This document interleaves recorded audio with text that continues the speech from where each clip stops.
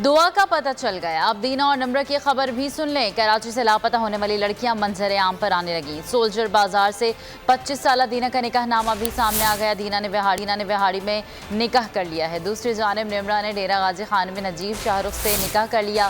Video बयान में कहा, पंजाब में हूँ, तलाश ना करें।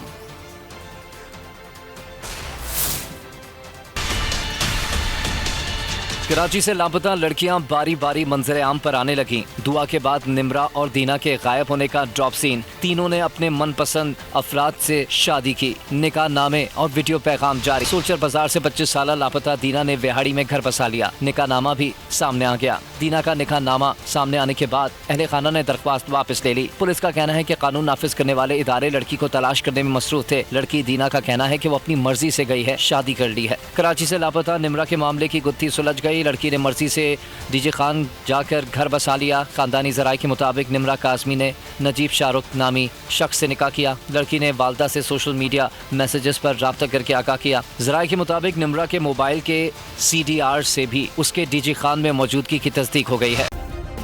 सब्सक्राइब करें और बेल दबाएं ताकि कोई खबर रह न जाए।